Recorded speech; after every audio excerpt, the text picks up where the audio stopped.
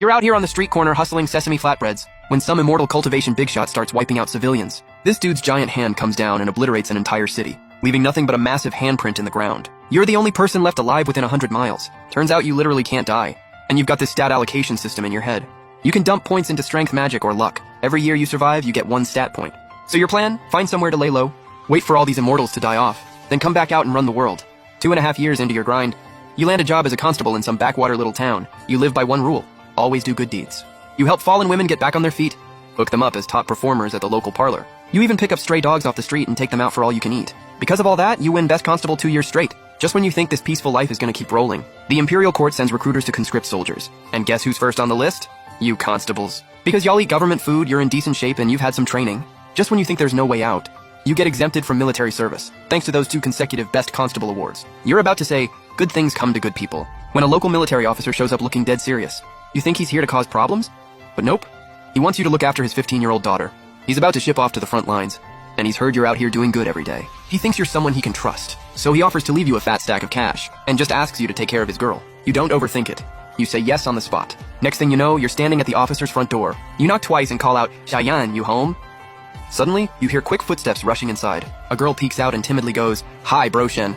You smile and say, "I'll be looking after you from now on." Your dad told you, right? Xiaoyan gives a shy little nod. You go, "All right, I'll go grab my clothes and bedding and move in." Xiaoyan freezes. Her face goes red and she waves her hands. "No, no, no! This is way too fast! Besides, I'm not even of age yet. I know you're a good guy, Bro Shen, but let me just turn you down on this one." You're a little thrown off by this out-of-nowhere rejection. She clearly misunderstood. You laugh it off. "I live right down the street, 3 houses down. Need anything? Just come find me." Then you help her tidy up the house and take her out to stock up on supplies. A few days later, the girl starts warming up to you. You start teaching her math and science whenever you've got time. Under your guidance, Xiaoyan's whole world opens up. On top of that, you start dumping all your stat points into strength. You do little magic tricks for Xiaoyan, like crushing rocks into dust with your bare hand. Life is quiet and honestly pretty fun. Time keeps ticking along. And while the town itself stays out of the war, something in the shadows has quietly set its sights on Xiaoyan. You've heard that a gang of bandits has been holed up near Fixie Town. Lately, they've been robbing and killing people left and right. You've gone up the mountain to hunt them down multiple times, but turned up nothing. With the bandits still out there, the whole town is starting to live in fear. One night, you're out on your usual patrol, not knowing some guy at the edge of town is sneaking a group of strangers inside. These guys follow him in fast, slip into town, and head straight for Xiaoyan's place. The guide knocks on the door. Little Xia! Little Xia! It's me, Wang the blacksmith. It's urgent, open up." But Xiaoyan doesn't open the door. She quietly moves toward the underground passage you left for her. Just as Wang the blacksmith is about to shout again, the other guys get impatient. They bust the lock and push their way into Xiaoyan's room. Xiaoyan hears the commotion outside and tenses up. Their footsteps press in like a blade, right up against her chest, squeezing every breath out of her. And right at that critical moment, a loud voice cuts through the air. "Hey, what do you all think you're doing?" You're standing there with your lantern staring down this whole crew. These are clearly the same bandits you've been trying to catch. And Wang the blacksmith? The town's inside man. The bandits see you're alone and just start cracking up. The ringleader goes, "What are you trying to do? Walk right into a trap. Tell you what, kowtow a few times, and we'll let you walk away with your life." You don't say a word. You just raise your sword and point it at the whole group. You've got 10 seconds. Anyone still holding a weapon gets put down. They don't flinch. If anything, they laugh even harder. The ringleader grabs his blade and charges straight at you. You don't even dodge. You just reach out and grab the blade with your bare hand. Cracks spread across the entire blade, and a split second later, it shatters into dust and drops to the ground. Dead silence. The bandits just stare at the shattered blade, frozen. One of them, a sharp-looking strategist type, steps forward. "We're just wounded soldiers who fled the battlefield. No offense intended. We've got plenty of money on us, it's all yours. Just spare our lives." You don't say a thing. You just casually run your sword through the ringleader. Then you smile. "Let me introduce myself. Name's Shen Qiankyu. 4-time best constable of this town. Now let me send y'all to your next life."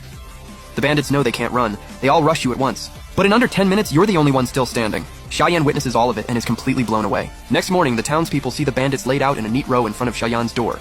Jaws drop. Gossip erupts. You get promoted to head constable on the spot. You also hear through the grapevine that one of the bandits has a brother who joined an immortal sect. He might come looking for revenge in a few decades. But you're not sweating it. A few decades from now, who even knows who's gonna beat who? Over the next few years, once you max strength out at 10, you make a surprising call. You throw 1 point into luck. You just wanted to test it out. But suddenly every random rock you pick up off the street has a gold nugget inside. Meanwhile, Xiaoyan has grown into a full-on young woman. Plenty of guys in town have come knocking to ask for her hand, but Xiaoyan keeps turning them all down. She's also become way more attached to you, always coming over to your place. And even though you're supposedly in your 30s, you haven't aged a day, still looking just as fresh as the day you met. "Bro Qiankyu, I made steamed fish for you. Try it and tell me if it's good." "Bro Qiankyu, wanna go fishing together? Last time you went by yourself and caught everything. I didn't catch a single one." "Bro Qiankyu, how are you still so young?" "This ain't right. What if I get old? And you're still sitting there looking like that?" No way, no way. Absolutely not. And time slips by with every bro Qiankyu, Xiaoyan calls out. Around year 13, news finally arrives that Xiaoyan's father is dead. That night, Xiaoyan cries for a long time. You just sit quietly by her side. Xiaoyan looks up at you through her tears. Bro Qiankyu, do you think anyone in this world actually cares about me? You nod. Yeah. Xiaoyan wipes her eyes. Who? You say plainly, me. Xiaoyan looks down, not surprised but still happy to hear it. She takes a beat, then looks up with a burst of courage. Bro Qiankyu?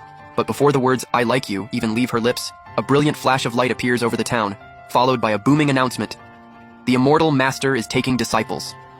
Townspeople start rushing over from everywhere. There's an old man standing there, and he says, We are cultivators from the Fuyao immortal sect. We've sensed a person of great destiny here. We've come to bring them back as a disciple. The whole town practically explodes. The Fuyao sect is literally built above the 9 heavens. Their disciples outrank emperors. For a regular person, getting into a sect like this is a once-in-a-lifetime shot. The old man waits for the crowd to gather, then flicks his hand. Lights of different colors appear above everyone's heads. Then he's about to say something, and shatters his own artifact in sheer shock. The old man from Fuyao sect is freaking out. He takes a deep breath and says, We need the ancestor. A second later, a figure steps out of thin air. The mysterious figure doesn't say much. She flicks her hand and a 7-colored token flies out. It's the Heavenly Mechanism token, the Fuyao sect's most sacred artifact. This is the Fuyao Empress's personal treasure. It can detect someone's luck and fate, and track the path of the Great Tao. It came all the way to this remote little town, because it sensed someone of immense destiny here. The token shoots out like a meteor and lands right in front of Xiaoyan. The old man lights up and points at her. Found her. The one of great destiny. It's this girl. The mysterious figure speaks up, a clear, commanding female voice. Will you join my Fuyao immortal sect and walk the path of the Great Tao? Xiaoyan blinks, stunned. Me? The mysterious woman nods. The Heavenly Mechanism token measures luck in 9 tiers, and yours is top tier. You are absolutely a person of great destiny. Xiaoyan still can't wrap her head around it. She shakes her head. Are you sure you got the right person? The woman shakes her head and points to the token. The Heavenly Mechanism token does not make mistakes. You are the one of great destiny. This is your path. Don't even think about saying no. If you don't join us, the outside world's dark cultivators will come after your luck, and your life won't be safe. After hearing all that, you frown and ask, How do I know you won't go after Zia's luck too? The woman shakes her head. Our sect has always protected this realm. I'll swear an oath on the Great Tao. She points at Xiaoyan, and the sky and earth shift in an instant. A thin thread of light connects them across the heavens. Xiaoyan feels a strange new bond, and knows the woman isn't lying. Reassured, you ask, So what does cultivation actually look like? The woman explains, The Fuyao sect's primary path is immortal cultivation. Xiaoyan has the potential to achieve the highest level of the Great Tao, but it'll take tens of thousands of years to get there. Xiaoyan gasps, looks over at you and goes, Can Bro Qiankyu come along? The mysterious woman figures it's no big deal to bring you along too. She pulls out the Heavenly Mechanism token and scans you. The token flares up with a strange glow. The woman's cool composure cracks, because you have 0 luck energy. See, every cultivator throughout history has had some luck energy in their body. The more you have, the higher you can climb on the Great Tao. But there's a rare exception. People with 0 luck energy. There are only 2 explanations for that. 1. You're a reincarnated powerhouse from beyond. Someone who surpassed the Emperor level, capable of erasing anything with a flick of the wrist. But those types are universally feared across the heavens. Do not approach. 2. You're just a person with no root. Talent and luck simply unreadable. The mysterious woman frowns and flat out refuses to bring you along. Xiaoyan freaks out and says, But Bro Shen is seriously strong. He took out over a dozen bandits by himself. The woman cuts her off with a hand. You're just sheltered right now. Once you walk the immortal path, you'll see how small mortals really are. I'll give him some compensation before we leave. Xiaoyan hesitates. She wants to become an immortal, but she doesn't want to leave you. The woman sees this and keeps pushing. You don't need to overthink it. Once you join, I'll pass him a cultivation method. He can still cultivate on his own. If he's got the talent, you two will meet again. She says all the right things, but she doesn't actually take you seriously. With Xiaoyan's potential, if she doesn't die young, she's got at least 100,000 years of life. You're just a mortal. In 1,000 years, you'll be nothing but dust. Xiaoyan looks down, gripping your sleeve. Broshen, I want to go. I want to cultivate. Not for glory, just so that when the immortal sect comes back for revenge, she can stand up and protect you. She wants to walk the cultivation road with you someday, live a long life together, and just stay by your side. Truth is, over these years, she's already noticed something's off. Your face hasn't changed at all, but she's different. She'll get old eventually. That's why she wants to go. You look at Xiaoyan, crack a smile, and say, go for it. Go live the life you want. Okay, Xiaoyan agrees, then quietly wipes her tears with the back of her hand. The mysterious woman, seeing Xiaoyan agree, sets a date. She'll take her in 3 days. But on the last night of that 3rd day, Xiaoyan shows up at your door with a jug of wine. All tipsy, she goes, Broshen, hubby, open the door. You hear the noise and open right up. Xiaoyan stumbles her way inside. You see she's been drinking, frown, and wave your hand at her. Shut. You still with it? She looks up at you, confused. Broshen, why do you have 2 heads right now? You blink. Sha, you're drunk. Go back to your room. She completely ignores you. She leans her head on your shoulder. Nah, I'm not drunk. I'm just a little dizzy. You're looking at her all red-faced and tipsy, just about to go get her some sober-up soup. But she grabs your sleeve tight. Don't go. Broshen, don't leave me. You sigh and give in. The two of you make your way over to the bed. Jiayan sits there, cheeks flushed, looking at you.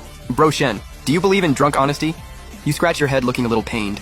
Sha, you're drunk. But she pushes you down onto the bed, tears running down her face, stubborn as ever. No, I'm not. I'm not drunk. I like you. Bro Shen, I don't even know when it started. Maybe spring. Maybe summer. Maybe it grew over time. Maybe it was love at first sight. But I like you. I really do. You sit with it for a moment. You know a drunk person couldn't say that. You quietly pull her close. And Jiayan keeps going. Maybe if this cultivation thing never came up, I never would have said it. I've always thought you were on another level, bro. Like you're not from the same world as me. I keep thinking, you're probably never gonna age. And I'm just gonna turn into a little old lady day by day. Every time I think about that, it breaks my heart. You watch Jiayan wipe the corner of her eye. Then she grins. But this cultivation chance gave me a way out. I want to stay by your side longer, bro. Go see everything this world has to offer, together. So it's a deal, okay? You look at her smiling like she's the brightest thing in the room and you nod hard. Yeah, it's a deal. When the third day comes, Jiayan gets taken away by the Fuyao sect before she can even say goodbye. The old man from before eventually tracks you down. He's got straight up disdain in his eyes. He goes, artifact or cultivation manual, pick one. I'll give you top tier. Should be more than enough for a mortal like you. You don't care. Sure, you can't take him right now, but stall for a few hundred years and you'll be farming him for gold coins. No hesitation. You ask for a cultivation manual that burns lifespan in exchange for power. The old man doesn't get it, but he tosses you a damaged copy of the tortoise breath technique, plus 2 foundation pills, and bounces. You crack open the manual and the very first page hits you with a line. 30,000 years of lifespan to reach quasi-saint. 300,000 years to become unmatched. You scratch your head. Isn't this a foundation level technique? But you don't overthink it. You just start cultivating. In the blink of an eye, 10 years had passed since Jiayan left. Your face hadn't changed one bit. The townspeople just figured you'd scored some immortal technique from a celestial being and extended your lifespan. But slowly, people started showing up at your door looking to learn those techniques. And just like that, word spread.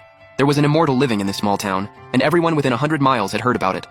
Over the past 10 years, you'd been evenly splitting your stat points between strength and luck. You were sitting at strength 20 and luck 6. And you realized your strength had reached a terrifying level, like mountain-crushing, river-splitting levels. Luck, on the other hand, hadn't changed much. You just noticed you kept finding more money on the ground. Then one day, just as you were heading out for a stroll, the system pinged. Luck activated. Turtle breath art has evolved into Grand Turtle breath art. You just stood there, rubbing your head. No way that just happened. You pulled up the new technique, and the biggest difference from the old one was immediately obvious. 4 big glowing words at the bottom. Nascent soul technique. The whole thing burned lifespan to fuel cultivation. And it was way faster than before. You gave the system a mental thumbs up. This new technique was literally made for you. As the days went on, more and more people came looking to be your disciple. Young masters whose clans had been wiped out, seeking revenge through cultivation. And clan kids who'd been dumped and wanted payback on their exes' families. You turned every single one of them down. Just when you thought the quiet life would keep going, a shady group of strangers showed up and started scheming against you in the town tavern. They were a crew of wandering martial artists who'd just rolled into town. One guy in a bamboo hat spoke first. Word is, the town chief here is some kind of immortal. Face hasn't aged in over 20 years. And apparently some woman close to him got taken up to the celestial realm. Someone cut in. Then why wasn't he taken with her? The bamboo hat guy scoffed. Probably just not talented enough. The immortal didn't want him. That's exactly what I was gonna say. This immortal title is all hype and no substance. Dude's got no real skills. Pure clout chasing. Then he started hyping up the other martial artists around him to launch a test attack on you. The next day, 2 rival groups got into it on the street. Since they were all high-level fighters, the local authorities immediately asked you to go handle it. You spotted a little girl, maybe 5 or 6 years old, trapped and panicking in the middle of the street. The 2 groups had already started fighting, and she was about to get slashed. Then a massive wave of pressure started bearing down on the entire area.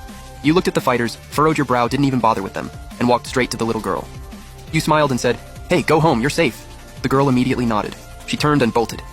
You watched her disappear into the distance, and your expression went cold. You turned to the group and said, "You know I'm a patient guy. Pay for the damage and walk away right now and I'll let you off." Before you even finished, the lead fighter just shook his head. "We'll pay for the damage, but beef between martial artists? That gets settled right here, right now. Otherwise our guys become a laughingstock." You just smiled. This isn't the martial world, and I don't care who you're backed by. You want to test me? Then be ready to pay the price. The leader's face shifted. "Not sure what you mean by that, Lord Shen." You ignored him and kept talking. "White Sea Swordsman, Shungu Temple, Calm Heart Pavilion, Great Sun Mountain, whoever you're from, you've got 50 breaths. After that, you're dead." The leader exploded. "Lord Shen, I respect you as an immortal, but don't push it." And with that, the whole group slowly started closing in on you. You glanced around and said nothing more. One casual flick of a finger, a sword key shot straight through the leader. On the surface, he looked completely fine. Then the next second, he crumbled like sand. The rest of the crew took one look and scattered. After cleaning up that little circus just as you were heading home, a bamboo hat man stepped right in front of you. He clasped his hands and bowed. "Please come out of seclusion, sir. Protect the great song." You sized him up and immediately put it together. This whole test had been his doing. Then he started explaining. Turns out the region was under the Great Song Dynasty, and they were being invaded. He was hoping you, as an immortal, could step in and deal with the enemy. You didn't say yes. Instead you asked, "Are there no other immortals?" He shook his head. In the lower realm, you're the only one. There's one other, but they're in closed-door cultivation. Before he even finished, you stopped him. Lower realm? He was a little thrown off that you had no idea, but he explained anyway. This world is the lower realm. It's where mortals live.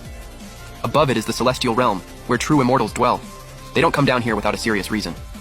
The last time one did was when they came to this town looking for a disciple. You frowned. So there's no mass destruction events caused by immortals? He thought about it for a while and slowly shook his head. Never heard of anything like that. And when immortals descend, their power gets severely weakened.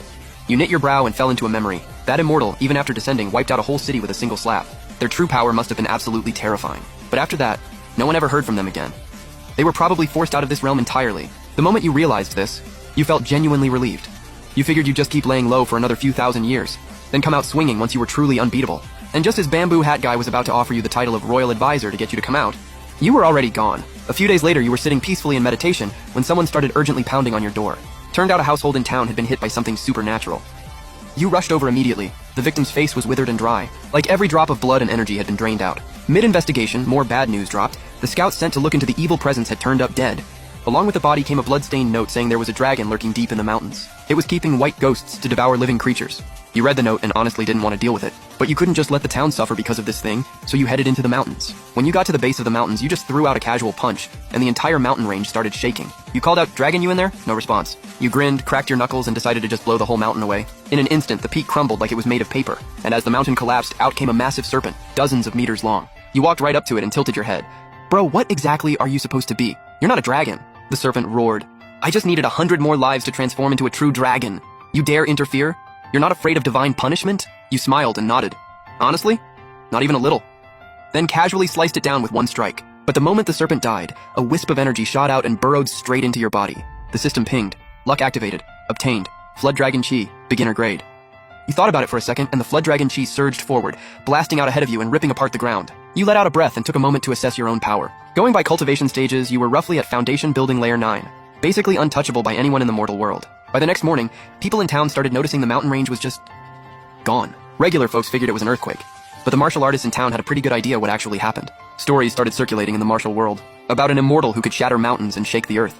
More and more fighters started moving into the small town to settle down. And you, still deep in seclusion, had absolutely no idea any of this was happening. Over those 2 years, the Great Song's border war had officially kicked off. But they were barely holding the line, just desperately defending with no ability to push back. On top of that, most of the troops that kept the town safe had been pulled away to the front lines. And with more and more martial artists pouring in, the fights just kept escalating. The local government completely lost control of the town. Ordinary people started fleeing in panic to the larger cities farther away. By the 4th year of your seclusion, the town had been renamed Little Jianghu, and martial sects were openly staking their claims here. 4 major factions had risen, and they were effectively running the place. As each sect expanded, the town itself grew into a massive, thriving city. But even as these 4 factions grew more powerful, they all shared one absolute rule that no disciple dared break. Do not go near the Immortal's house. Even though you'd been in seclusion for years and the courtyard was overgrown with weeds, not a single soul dared peek inside. By the 10th year of your seclusion, a figure appeared from a celestial sect hundreds of miles away, soaring through the sky on a green steel sword.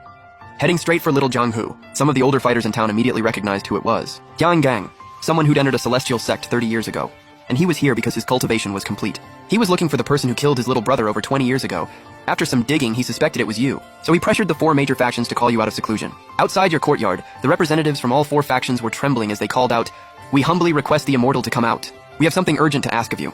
Next second, you just blinked into existence outside the door and lazily said, "What do you want?" The lead faction rep was shaking, but still managed to get through the whole situation in a rambling rush. You stroked your chin, completely unbothered. "Oh, right. His little brother, was his name Yang Wei?" The guy blinked, then quickly corrected you. "No, my lord. His name was Yang Li."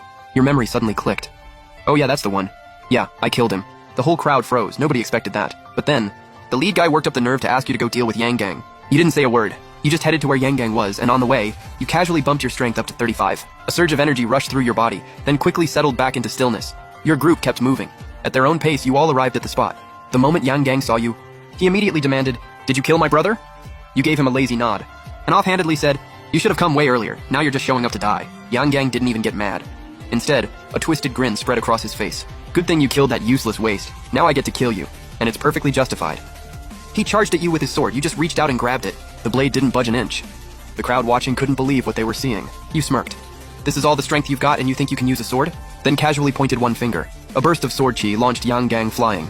Yang Gang's face went dark. He gritted his teeth. "You forced my hand." He threw both hands into a seal, and the next moment, a glowing blue celestial sword burst out of thin air. It came at you with the force of lightning. You stared it down, completely calm. You gave it a bored glance, then casually exhaled a puff of flood dragon chi. The next second, a thunderous dragon roar shook the celestial sword right out of the air. It plunged into the ground and didn't move.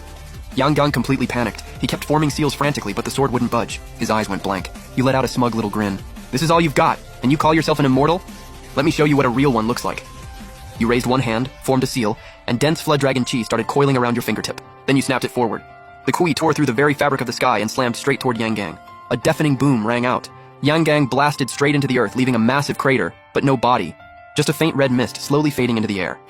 The crowd around you stood there, completely floored. Jaws wide open, not a single word came out, just one thought echoing in everyone's head. He literally tore the sky apart. This is what a true immortal looks like. While they were still shaking in awe, you suddenly froze, because a new notification just popped up in front of you. Luck activated. Beginner Flood Dragon. Chi has evolved to Intermediate Flood Dragon Chi. A surge of rich, dense energy began growing inside you. Then you turned to the crowd and gave a casual wave. Alright, nothing else going on. I'm heading back. But just as you turned to leave, something hit you. Actually, how much do you guys know about Yang Gang's celestial sect? Someone immediately stepped forward. Reporting to the Immortal, that sect was founded 300 years ago. Yang Gang was the sect master's final disciple. The sect master is also an immortal, but rumor has it he's been in a death door seclusion. You nodded slowly. I sincerely hope he's actually dead. No one in the crowd dared say a word. They just gave an awkward laugh. You kept going. And where are the original people from this town? Why is it all martial artists now? One of the faction leaders quickly replied, the original residents sold their homes for good money. And moved to the nearest city. You nodded, then said almost to yourself, I like this town the way it was, then walked back into your rundown little courtyard. The next day, little Jianghu got its old name back, Weiqi Town. And the story of an immortal who split the sky with his bare hands spread across the entire Great Song. During this time, Bamboo Hat Guy showed up again, for the second time. Asking you to come out of seclusion. You still said no, until one day a woman's arrival changed everything. A woman in yellow robes sat inside your house staring at you with pleading eyes. It was the Grand Princess of the Great Song. She said, Sir, I'm here on behalf of the Great Song to request your aid. We'll name you Royal Advisor. And meet your every demand. You didn't care. You stayed laid back in your chair. She tried every emotional angle she could. You didn't budge. Just as she was about to give up and leave, the system pinged out of nowhere. Luck activated. Spending time with the royal family increases Flood Dragon Chi by 1. No way, seriously? You jumped up and stopped her. Go back, I'll be there in 3 days. She lit up immediately. Thank you so much. The Great Song can't repay you enough. I'll inform my brother at once. You'll serve as the nation's royal advisor. The system kept going. Luck activated. Royal family favor obtained. Flood Dragon Chi +5. Identity updated. New title, Royal Advisor of the Great Song. 20% national fortune buff. Additionally boost your cultivation by 20%. You stared at the notification for a moment, slightly dazed. Then just rolled over and went back to sleep. On day 3, you set off toward the border. One step, and you were already 1,000 meters out, moving toward the front lines at a speed that defied all logic. At that moment, the border was in the middle of an all-out war. The invading barbarians had teamed up with overseas cultivators. Together, they were slaughtering Great Song soldiers, and the one holding the city walls was the Grand Princess from before. She let out a sigh. She had no idea when you'd actually show up. Right in the middle of this stalemate, someone appeared out of nowhere on the enemy side, charging straight through the armies. Headed straight for the gate. He threw up a one-handed seal, and a massive phantom claw appeared in the sky. It slammed straight into the city gate. The gate exploded. Thousands of soldiers were about to flood into the city. The entire tide of the battle instantly shifted toward the barbarian side. Just as the last crash of the gate echoed out, a figure appeared. Lazily said, all barbarians stop right there, get out of Great Song territory. One of the enemy commanders fixed you with an icy stare. Who the hell are you? You realize we have 300,000 cavalry? We can grind you into dust in seconds. You shook your head. Not some rando. You can call me the royal advisor of the Great Song. The moment you said it, the Great Song soldiers defending the walls erupted. The Immortal's here. The royal advisor has arrived. The chants thundered through the entire formation. Morale shot straight through the roof. The low, broken energy from moments ago flipped completely. The barbarians couldn't just brush this off anymore. They chose to charge. 300,000 cavalry came roaring straight at you. The ground shook. The sky trembled. Just you, standing alone at the very front. But in the next instant, your eyes were full of nothing but contempt. You raised one hand, Flood Dragon Chi began to stir, and you grabbed forward. In a single motion, nearly 10,000 cavalry were wiped out like they'd been erased. As the dust settled, you walked out calm and easy. 300,000? Even 3 million wouldn't be enough. The surviving cavalry finally broke. Fear crept in. Most of them were ready to turn around and run, but one person stepped forward. The same guy who'd blown open the city gate, Wuja Tiemu. He glared at you, seething. Damn song dogs, we're falling back today. But in 30 years, I'm taking your head. You just laughed. 30 years? Right then and there, you decided. Might as well finish this now. He straight up one-shot Tiemu, just wiped him out. But the second Tiemu dropped. A weird formation appeared on his body, golden light bursting out everywhere, and his body just rebuilt itself. The moment this guy opened his eyes, he looked around and said with total contempt, mortal bodies are just so pathetically weak. Can barely put out any power. And then, out of nowhere, a whole group of cultivators materialized behind him, bowing respectfully. We welcome the Immortal! Thank you for personally eliminating this man, paving the way for our sect's descent into this realm. But this guy didn't even acknowledge them. He just casually waved his hand. A wave of fire swept through all of them, sending every single one to their grave. Then he turned his gaze to you. You little pest caused all this commotion. You're the reason I got dragged down here. He was getting angrier by the second. You actually had the nerve to ruin my chance to talk to the Holy Maiden? You're dead. He immediately started forming seals. An even bigger wall of fire came roaring toward you, ready to end you right there. But you fired back with a straight punch, your whole body surging with dragon energy. It slammed right into the descended immortal, and he clearly sensed the danger. A golden bell barrier instantly formed around him, eating your punch. But you didn't stop there. You followed up with a flurry of blows, and after a series of massive impacts, the immortal got smashed straight into the ground, blood pouring from the corner of his mouth, barely hanging on by a thread. All he could do was threaten you. You little bug. If you dare destroy my soul, stepping outside this pocket realm is your death sentence. You just smiled coolly, not scared, and threw one last punch. The immortal was done. The moment he died, the system went absolutely crazy with notifications. Luck activated. Obtained 3 Miu of invincible aura. Slain an upper realm immortal. Obtained their cultivation technique. Xuanhun Dao Scripture, Volume 1. You were hyped. You immediately started reading through it. Turns out invincible aura is earned by killing enemies across realms. Stack 3,000 Miu and you unlock the Grand Emperor path. The Xuanhun Dao Scripture is a full cultivation manual. Volume 1 only takes you up to the nascent soul stage. But master the whole thing and you can reach the Grand Dao physique. You didn't dwell on it too long. You turned to the remaining barbarians and waved them off. Basically told them to get lost. But to prevent more immortals from coming down, you decided to take out every last cultivator in the area. After that, life went on. After crushing the barbarian cavalry, the Great Song dynasty not only held the border, they actually expanded their territory. And word started spreading among the people about the Imperial Advisor, who wiped out a barbarian army with his bare hands. Meanwhile, right now, you were riding in a carriage toward the Great Song capital to meet the Emperor. But the next second, another system notification popped up. Luck activated. Earned nationwide worship from the people of Great Song. Dragon aura plus 45. You chuckled to yourself. Then you started mapping out your future plans. Right now, aside from you, there's only one immortal left in this world. And he's in seclusion. Upper realm immortals don't usually come down here, so you just need to lay low. Grind your cultivation a little each year, and wait until you're strong enough to head up there yourself. Meanwhile, back in the upper realm, inside the Fuyao immortal sect, an elder made his way to a cave entrance. He bowed and called out, "Elder, greetings," requesting an audience with the Holy Maiden. The elder had barely finished speaking when the cave door made a sound, and 2 eyes appeared, staring straight at him. No need for an audience. The Holy Maiden's busy. Just say what you need from out there. The elder reluctantly nodded and said, "The sect master sent me to notify the Holy Maiden, to attend the 10,000 sects grand gathering and strengthen ties with the other sects. He also asks the Holy Maiden to focus on her cultivation, so she can make a grand showing in 1,000 years. But the door didn't bother relaying any of this to Xiaoyan, because Xiaoyan could hear every word herself. She just didn't feel like dealing with it. Ever since arriving at Fuyao Immortal Sect, she'd seen way too much flattery and backstabbing. She knew these elders were all just after something. She let out a sigh. The deeper she got into the immortal world, the more she missed her days back in Waxy Town. Missed that guy, Qian Qiu, who actually treated her with sincerity. Then the scene cuts. Back to you. You were meditating when the Great Song Princess suddenly walked in. Imperial Advisor. This trip to the capital, I promise it won't disappoint you. You gave an indifferent nod. I'm sure it won't disappoint me. Because honestly, I didn't have any expectations to begin with. The princess's smile froze. She had no idea how to respond to that. After a moment of hesitation, she nervously worked up the courage to ask, "Advisor, what do you think of the Great Song dynasty?" You replied flatly, "Not much to say. It's like any other dynasty, really. As long as there's no famine or war, it's fine." You paused for a second. But history always moves forward. Your dynasty might end up as just one page in the history books. Hard to say. The princess listened, then couldn't help but push back. "But Great Song has you! You're our Imperial Advisor!" You just waved it off. "I could just as easily be a Tang dynasty official, or an advisor to some other kingdom, and I won't be in any history books, ever." The princess gave a bitter nod, then excused herself and left. On the road, the emperor had arranged an absolutely over-the-top escort. Exotic delicacies, fine wine, beautiful attendants, everything you could want, ready to serve you at any moment. But you completely ignored all of it, and just sat in the carriage thinking about your own power level. The stronger you got, the more you realized just how terrifying that giant hand was. The one that flattened a city right when you first arrived. Even now at 35 power points, you can only wreck a fortress, nowhere near one-shotting an entire city, and leaving a crater hundreds of miles wide. And that was while he was suppressed by the heavenly Tao, no less. You figured that's just what Grand Emperor level beings are like. You sighed, shook it off, and went back to grinding cultivation. The next day, the carriage finally pulled into the imperial capital, crowds of citizens cheering on both sides of the road. And the moment you arrived at the palace gates, the last person you expected suddenly showed up. It was the Great Song Emperor himself, Song Baiye, frantically asking the princess, "The advisor! Where is the Imperial Advisor?" The princess just pointed at the carriage. Basically, you were still inside. The emperor immediately rushed over and clasped his fists outside the carriage. "Song Baiye requests an audience with the Imperial Advisor." Total silence from inside. The atmosphere got real tense real fast. A whole quarter hour passed before you finally stepped out, squinting at the man in front of you. "Who are you?" The emperor immediately bowed again. "I am the Imperial Advisor's most loyal follower, the Emperor of Great Song. Song Baiye." You gave a little nod. Not bad, good manners. The emperor kept going, bowing even deeper. "The Imperial Advisor is like a second father to Great Song. It's only right." You raised an eyebrow and joked, "So by that logic, I'm your dad?" The second those words came out, every official on the scene tensed up, all eyes glued to the Emperor, wondering what he'd do. Nobody expected what happened next. The Emperor clasped his fists, looked you dead in the eye, and shouted, "Father!" The entire court was floored. You were a little caught off guard yourself. You never expected this Emperor to be this flexible. You nodded and went along with it, then figured you'd take a look around the palace.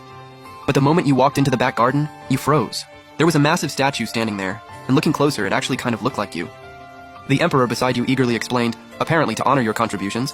They'd built hundreds of these statues and placed them all across the country. You were low-key speechless. You wandered around a bit longer, then headed straight out of the palace and dove into the streets. Just outside the palace, not far away, a street vendor was hollering, hawking fruits and candied hawthorn sticks. You walked over, asked about the prices, and started chatting with him. Right in the middle of your conversation, a bright, peppy voice piped up nearby. "Hey, one iced sugar pear, please." The vendor quickly grabbed one and handed it to the girl standing there. You glanced over. A pretty young girl in a light yellow dress, grinning the sweetest smile. You'd lived for decades and seen plenty of girls. Nothing usually caught your eye anymore. But then you watched this girl part her lips and popped the entire pear into her mouth. And you couldn't help but stare. The bodyguards shadowing you nearby immediately panicked, exchanging glances in the shadows. The advisor has been staring at that girl for a while now. Should we? But none of them dared to act. Right in the middle of this tense moment, the girl's handmaid leaned over and whispered, "My lady, that man over there keeps looking at you." The girl still had the candied pear in her mouth when she dumbly turned around and locked eyes with you. Her face flushed instantly. She quickly spun back around. "Why does he keep staring? He doesn't like me, does he? But he's kinda cute though. Should I look again?" Just as she was going back and forth on it, you were about to head out, when suddenly an arrow of sharp energy shot straight at your skull. But you caught it with one hand without even flinching. Then an old man appeared out of nowhere. Impressed. Immortal level power really is something else. You gave him a look, mildly curious. "A cultivator. Here for revenge?" The old man smiled. "Revenge? Not quite. I just want to use the 10,000 people in this area as leverage to negotiate with you." You scratched your head, a little exasperated. "Great. People found out I'm actually a decent person. And now you've got the nerve to negotiate with me?" The old man flashed a smug grin. "We cultivators specialize in large-scale techniques. We can kill 2,000 or 3,000 people in an instant. You really willing to let them die?" He formed a seal with one hand. "And the moment I cast this, that girl over there dies too. You heartless enough for that?" While he was still trying to talk terms, you suddenly shook your head with a sigh. "I can't stop you, so I guess all I can do is avenge them afterward." The old man's smugness vanished, replaced by panic. He snapped, "You're the Imperial Advisor of Great Song. How can you even think like that? You're supposed to protect them at all costs." You frowned. "You're the one trying to kill people. I can't stop you, so I'll just kill you instead." The old man tried to say more, but you just turned to the girl in the yellow dress. "Stay close to me. I'll make sure you don't die." She instinctively stepped closer to you. The old man clocked it immediately. Tried to react, but you already sliced him clean in two. Even then, the half of his face still left broke into a cruel smile. "See? You do care. My partners are already casting their spell. They're all going down with me." You just calmly nodded. Right as you finished him off, you caught a faint sound of seal forming in the distance, sharp as a pin drop. Next second, dragon energy burst from your fingertips and instantly obliterated that presence. The bodyguards nearby saw everything. They rushed over, dropped to their knees, and bowed. "We failed to protect you, my lord. Please punish us, Imperial Advisor." You blinked, then let out a small laugh. "I seriously don't need you protecting me. Go home, stop following me around." You said your piece and walked away, heading back to the palace. That night, there was a knock at your door. A soft, shy voice came through. "Imperial Advisor." "May I come in?" You thought it sounded familiar but couldn't place it, so you just said, "Come in." A figure stepped inside. It was the girl who had swallowed that whole pear in one bite. Her head was down, face completely flushed, not daring to look at you. She quietly greeted you. "Good evening, Imperial Advisor." You just casually asked, "What's your name?" She answered softly, almost in a whisper. "My name is Qingyao." "It's an honor to meet you, Imperial Advisor." She'd barely finished speaking when you stepped a little closer. Then, looking genuinely curious, you asked, "Earlier today, when you bought that candied hawthorn, you popped the whole pear in one bite, didn't you?" She nodded, embarrassed. Her face went even redder. You grinned, just a little devious. "Impressive. Because I actually have a favor I need from you. Something I've always wanted to try." Qingyao looked at you with wide eyes, clearly confused, sensing there was something more behind what you said. Then you kept going. This thing, no man could possibly say no to, and you kept inching closer and closer to Qingyao. She started to panic, face burning as you kept closing the distance. Then you stopped and smiled. "Can you eat a whole roast pig in 3 bites?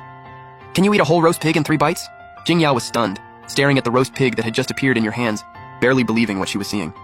But she went ahead and started eating anyway. Didn't even need 3 bites. She finished it in 2. You looked at her, cheeks stuffed to the brim, and couldn't help but laugh. Then you asked, "So why'd you come here anyway?" Qingyao lowered her head and said quietly, "My father sent me. He said the Imperial Advisor had taken a liking to me and asked me to come serve you."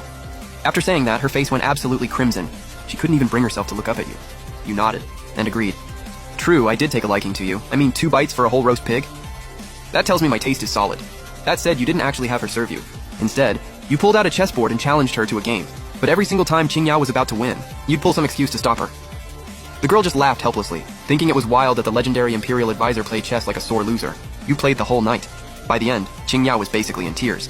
And she finally pulled out her last resort, acting cute. She pouted, "Imperial Advisor, can you just let me win one round?" You shook your head. In any competitive game, once you start letting people win, it stops being fun. Qingyao actually thought about it and nodded. She looked at you. You're right, it's not fun. You paused for a second. Then you quietly muttered to yourself, "She's so cute though. If I punched her, she'd probably cry for a really long time." Qingyao frantically wiped the tears forming in her eyes, glared at you with all the seriousness she could muster. "Please, for the love of everything, and spare me." Time passed, just teasing this little girl. A year into living in the palace, you found yourself wandering around again with nothing to do. But barely a few steps in, Song Baya popped up again out of nowhere. He grinned and greeted you. "Father, I've already ordered every city in Great Song to build statues of you. For the people to bow to every year. Just pick a date." You blinked. "I'm not a wishing machine. Why are people bowing to me?" Song Baya quickly explained. "You single-handedly drove back the barbarians and protected all of Great Song. You're basically a guardian deity. The people's worship is only right." Honestly, all the flattery left you a little flustered, so you just told him to handle it however he wanted. But once Song Baya had it all set up, you were in the middle of closed-door cultivation when a notification suddenly pinged. Luck activated. Annual Imperial Advisor Day. Nationwide worship complete. Dragon Aura. Progress. 100%. You lit up immediately. Getting stronger while doing literally nothing? This is insane. And just like that, your Dragon Aura evolved into Linglong Aura. You skimmed the description, and just as you were about to test it out, a bright voice rang out. "Qiangqiu Gege! The board's all set up. Come play another round." It was Qingyao. She'd officially become your personal attendant by now, and after a year together, the two of you had gotten pretty close. She'd taken to calling you Qiangqiu Gege, and the moment you heard her call out, you just casually shuffled back inside to play chess. A few days later, you took Qingyao and left the palace. Out in the open fields, Qingyao stood there looking nervous, holding a big kite in her hands, and asked you worriedly, "Qiangqiu Gege, what if the kite doesn't fly?" You smiled. "It'll fly. Just run a couple steps and it'll go up." She took off running the second you said that. She kept trying and trying, but the kite just wouldn't take off. She finally stopped and complained, "Qiangqiu Gege, this kite won't fly." But the second she said that, a gust of wind hit out of nowhere, blowing through her hair and lifting the kite right up into the air. Qingyao got so excited she turned and yelled at you, "Qiangqiu Gege, the kite's flying!" You smiled and nodded. The wind was really strong today, and the kite climbed high. Qingyao looked over at you with a big smile. "Qiangqiu Gege, can we fly kites together again next time?" You looked at her and smiled. "Sure," but you didn't say when next time would be. Life always comes with goodbyes, and with a lifespan that never ends, you knew you shouldn't get too attached to anyone. It wouldn't be good for either of you. Time flew by. Before you knew it, it was your third year in the palace, the dead of a snowy winter. You got up without any rush, and in the white blanketed silence, slipped out of the palace without a sound. Next door, Qingyao woke up and started knocking on your door. "Qiangqiu Gege, get up! Qiangqiu Gege, stop sleeping in!" But nobody answered. She went in and found everything exactly as you'd left it. All your stuff was still there. You just weren't. She frantically called out your name, but no matter how many times she called, there was nothing. Eventually, she found a single page, a farewell letter, you'd written asking her to check outside. She walked out in tears, and about 10 meters away sat a lopsided little snowman, a broom sticking out of it like it was waving goodbye. Qingyao waved back through her tears, and then with a thud, the snowman collapsed, revealing a book hidden inside, the Xuanhun Dao scripture. Half a month later, the news that the Imperial Advisor had left the palace couldn't be contained anymore. It spread everywhere. Officials across every province started getting anxious, all of them plotting how to get on your good side if they ever ran into you. And the martial world, with you gone, started stirring again, wilder than ever. 8 years later, the martial world kicked off a brand new round of voting for the top 10 fighters. And to top it off, they launched the Grand Martial Arts Tournament. Everyone started flooding toward the host city. But you? You're just chilling by the river, lazily yawning away. A middle-aged dude nearby noticed and called out to you. "Hey bro, why haven't you taken the boat out yet? It's almost noon." "Good business is coming your way." You just shook your head. "I'm not here to make money, I just want to row." Seeing how unbothered you are, the guy sighed and kept going. "Dude, you've been here 2 years. Go make some money, find yourself a wife." But you just laughed it off. "I'll just wait for her to come find me." The guy cracked up and didn't push it any further, just walked away.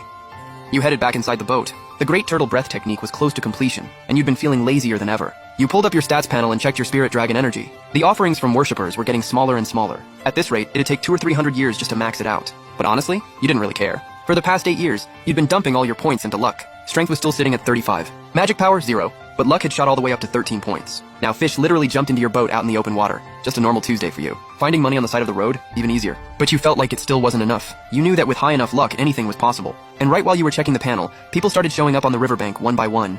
They started buzzing and talking among themselves. One guy kicked things off. "So this tournament, who do y'all think is gonna take first place?" Before he even finished, everyone started going back and forth at once. Some said it'd be the legendary swordsman Zuo Feiyang. Others were betting on the court eunuch 9,000 years. Things got pretty heated real quick. But then one question dropped, and the whole crowd went dead silent. "What about that person? You think the Immortal's gonna show up?" Everyone froze the moment they heard that. Then someone hesitantly started sharing their take. They figured you'd either ascended to the immortal realm, or the ascension failed and you just didn't make it. That's why no one's heard from you. But they'd barely gotten 2 sentences out before someone cut them off hard. You just sat there, speechless. At this rate, in a few more years, they'll probably say you reincarnated. Just as you were about to head in and rest, more chatter drifted over from outside. Apparently, a new powerhouse had popped up in the martial world, calling himself the Little Immortal. Word was he might be a chi cultivator from overseas. Supposedly knows all kinds of divine arts and techniques. And since you'd been off the grid for so long, he started making moves inside Song territory. After that, the group didn't say much more. They left to find a boat to cross the river. After hearing all of it, you stepped out of the cabin for the first time in a while. You stood at the river's edge, hands behind your back, let out a slow, quiet breath. You found what they said pretty interesting. People always obsessing over something called the martial world. But what even is that? If you had to answer, it's simple. Wherever you stand, that's the martial world. And with that, you set off towards your destination. You've now arrived at the Grand Martial Arts Tournament, blending into the crowd. You spotted 2 fighters up on stage, locked in a standoff. From the whispers around you, you pieced together that these 2 were Zhuo Feiyang and 9,000 years. They were going all out in a final clash for the #1 spot. Sword energy and raw power kept colliding, and after a few exchanges, 9,000 years came out on top. Just as he cracked a satisfied smile, you noticed a white-robed young man with a red mark between his brows, slowly stepping out onto the stage. He smirked and said, 9,000 years, ever heard the one about the snipe and the clam? The fisherman always wins. 9,000 years frowned. He recognized this guy. This was the overseas Little Immortal who'd been making waves lately. He knew this wasn't a friendly visit. He channeled Gangchi into both hands, keeping his guard up as he sized up the newcomer. The white-robed young man just kept smiling and said, I've already drained the blood and inner power of over a dozen top fighters. Now I'll take yours too. Use the Song martial world as a stepping stone to reach immortalhood. Right as he finished talking, he summoned a pagoda. The next second, it blazed with a blinding light. 9,000 years inner power started draining rapidly into the pagoda. Just as the white-robed man thought he had it in the bag and started laughing maniacally, the sky and earth suddenly shifted, like the wrath of heaven itself was about to come down. A massive lightning bolt came crashing straight down toward the white-robed man. He scrambled to release his spiritual energy, barely managing to shield himself. Then, out of nowhere, a laid-back voice cut through the chaos. Didn't I make myself clear? Overseas chi cultivators. I kill every single one I see. You're looking for death. With that, you appeared in an instant. The white-robed man saw you and immediately tensed up. He forced a smile and said, We're both walking the path of immortality. We're on the same side. You shouldn't be stopping me. The second he finished, you couldn't help but point right at him. You laughed and said, Who gave you the audacity? To compare a lion and an ant like they're the same thing? The white-robed man visibly tensed up and quickly tried to defend himself. But we both practice divine arts and immortal techniques. We're both! He was still going when you raised your hand and cut him off right there. That's not an immortal technique, that's a parlor trick. Then with one hand you reached out, and a colossal lightning dragon claw burst straight down through the storm clouds. The next second, in front of everyone's stunned eyes, it knelt at your side. You smiled calmly. The white-robed man stared at what just happened, his body trembling uncontrollably, and you just kept talking cool as ever. When you were overseas, I couldn't even be bothered to come find you. But you had the nerve to step foot in Song territory? Then leave your life here.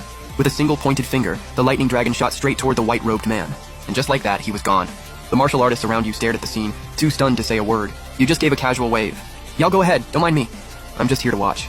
You formed a hand seal, and just like that, a brand new arena materialized out of thin air. But nobody moved. Everyone was still frozen stiff right where they stood. You rubbed your chin and sighed. Alright, fair enough, I probably shouldn't have shown up here. I mean, immortal cultivators and martial artists just don't mix.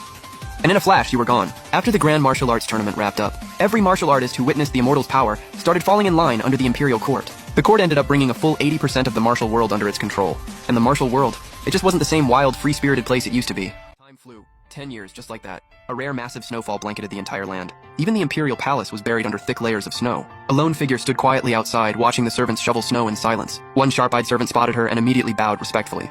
This servant greets Lady Yueji. Qingyao gave a small nod and waved them off. Go ahead and do your thing, don't worry about me. And with that, she quietly walked away. In the year since you left, the Song Emperor had personally bestowed upon Qingyao the title of Lady Yueji. Her status was even higher than a first-rank court official, all simply because she had once been your handmaiden. The Emperor also noticed that Qingyao hadn't aged a single day over all these years. Completely untouched by time, he figured she must have received your teachings and successfully stepped onto the path of immortality. And even though you'd been out of the picture for a decade, he was still too scared to have any ill intentions. At this moment, Qingyao stood there gazing blankly at the snow falling before her. Her thoughts slowly drifted far away, as if carried back to the past. She thought she saw a snowman with a broom stuck in it, slowly waving at her. Her eyes started to well up. She couldn't help but wonder, what if that wave wasn't a goodbye, but an invitation to come along? She missed you. Tears began streaming down her face, and the longing, just like the snow, wouldn't stop. In the blink of an eye, decades had passed. Early spring had quietly arrived. A lone figure walked through the mountain valley, hoe in hand. Over these years, you'd finally found the life that suited you best. Farming, watching crops ripen and fruit trees grow tall. It gave you a whole new understanding of time. And whenever you had downtime, you'd mess around with strange plants, just to keep things interesting. On top of that, you'd pushed your luck all the way to 40 points and unlocked a hidden achievement, Lucky 1. The effect, lucky boost on major events. And on small things, absolute guaranteed luck. Your attacks also became way more likely to land critical hits. On top of that, while training in the Xuanhundao scripture, you came across an interesting technique. It was called Netherworld Deadlock. The effect, drag any cultivator below the grand completion stage into a pocket dimension and force a one-on-one duel. And you'd gain 30% of their power as a boost on top of that. Pretty busted skill, but then, one day, you stepped outside ready to do your usual farming, when a sprouting fruit tree right in front of you caught your eye. Staring at the new little fruit growing there, something just clicked in your head. You entered a state of enlightenment. Time rushed by. You sat there in place for decades without even realizing it. Then one day, someone cut the tree down, and just like that, you snapped back to reality. Turned out it was just an ordinary woodcutter. He gave you a heads up that there were dangerous beasts in the mountains, then packed up his wood and left. Right then, the system notification chimed in. Powered by luck, you've gained insight into time. You've obtained beginner time comprehension. You scratched your head, a little confused, not quite sure what you'd even figured out.